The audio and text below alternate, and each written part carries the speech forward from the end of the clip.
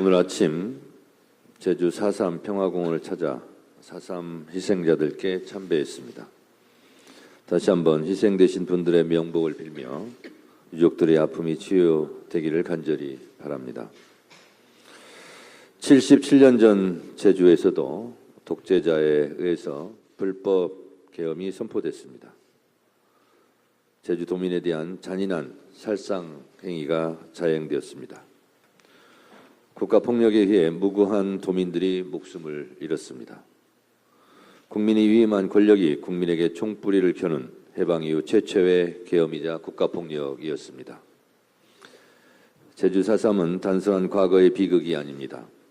국가폭력을 제대로 단죄하지 않고 과거를 청산하지 않은 결과 77년 전의 제주는 80년 광주로 2024년 불법 비상계엄 내란 사태로 되살아났습니다. 오늘의 죄를 벌하지 않는다면 내일의 범죄에 용기를 준다는 그 말이 떠오릅니다. 4.3을 기억하고 애도하는 일은 과거의 불행을 들추는 것이 아닙니다. 민주주의와 평화를 지키고 국가폭력의 재발을 막자는 것입니다. 지금 우리가 내란 청산에 최선을 다하는 일도 과거와 같은 실수를 되풀이하지 않고 미래의 범죄와 악행을 막아내자는 것입니다. 77년이 지났지만 4.3 희생자들의 명예회복과 진상규명은 여전히 현재 진행형입니다. 2021년 4.3 특별법 전면 개정으로 희생자들에 대한 명예회복이 시작되었고 직권 재심으로 지금까지 2033명의 수용인들이 무죄를 선고받았습니다. 그러나 아직도 밝혀야 할 진실이 남아있고 피해 보상이 더디게 진행되고 있습니다. 불법 부당한 국가폭력이 다시는 이 땅에서 벌어져서는 안 됩니다. 이재명 대통령은 취임 전부터 4.3 진상규명에 대한 확고한 의지를 밝혀왔습니다. 8월 15일 국민임명식에서 4.3 유족을 초청한 것도 그러한 뜻을 분명히 보여준 것입니다. 전 오늘 4.3 평화공원을 참배하면서 방명록에 이렇게 썼습니다. 제주 돌담에 맺힌 통곡의 눈물, 내란 청산으로 닦아드리겠습니다. 그렇습니다.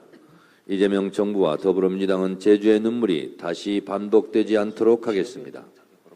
4.3 정신을 계승하고 미흡한 제도와 법을 보완해 유족들의 슬픔을 보듬고 희생자들의 완전한 명예회복을 위해 힘쓰겠습니다.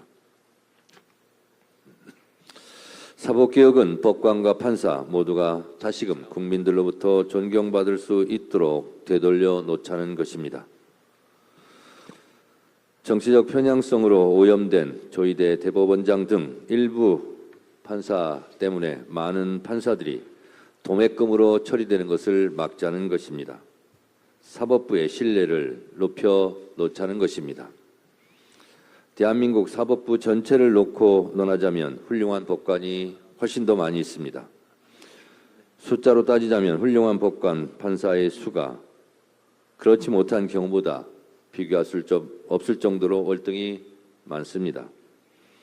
그러나 사람 사는 곳 어디나 똑같듯이 비상계엄에도 침묵하고 서울 서부지법 폭동 사태에 대해서도 침묵하다가 사법개혁의 국민적 요구에만 반대 목소리를 내는 조희대 대법원장, 침대 축구같이 내란 재판을 진행하고 있는 룸사롱 접대 의혹을 받고 있지만 아직 말끔히 해결되지 않고 있는 지기현 판사 등 소수의 구성원이 조직 전체를 망가뜨리고 있습니다.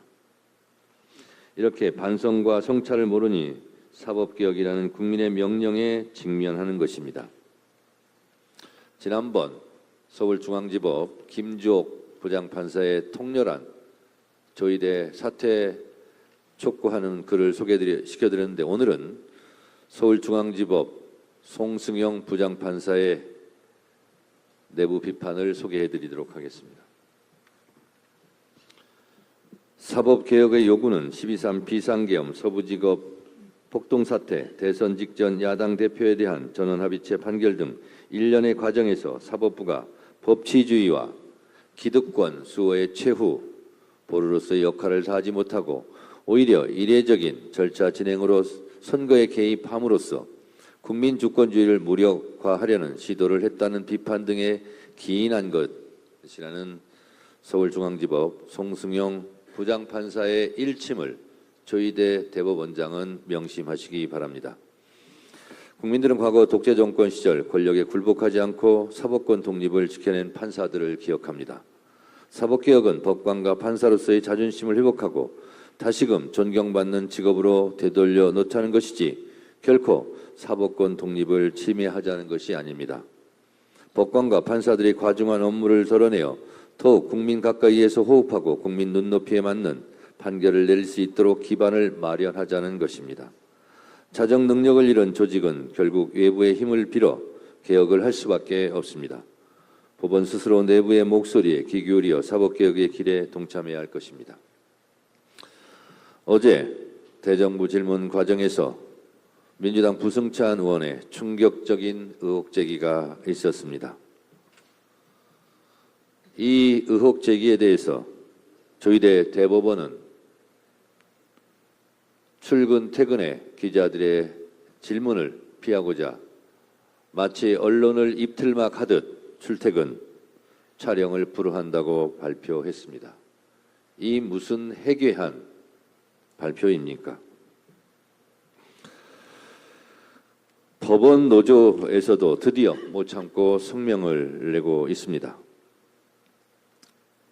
지금 여당이 밀어붙이고 있는 사법개혁에 많은 국민이 호응하고 있고 법원은 개혁의 주체가 아니라 개혁의 대상으로 전락했다고 법원 노조는 탄식하고 있습니다. 이번 사태가 여기까지 이르게 된 것은 대법원장이 비상식적인 절차를 통해 선고한 대통령 후보에 대한 파기환송이 결정적인 원인이라고 지적했습니다. 형사소송법을 어겨가며 내란 우두머리 혐의로 재판받고 있는 윤석열을 풀어준 지기현 부장판사의 구속 취소 결정은 불신의 시작점이 되었다고 또 지적하고 있습니다. 조희대 대법원장은 검찰총장 시절에 윤석열과 점점 닮아가고 있다고도 지적하고 있습니다. 자, 그러면 조희대 대법원장은 어떻게 하시겠습니까? 부승찬 의원의 의혹 제기가 만약 사실이라면 국민 여러분, 조희대 대법원장을 어떻게 해야 하겠습니까? 조희대 대법원장 스스로 언론인들의 입을 틀어막고 귀를 틀어막을 것이 아니라 스스로 답할 때가 되었습니다. 내란 특검은 이 제기된 충격적인 의혹에 대해서 수사해야 합니다.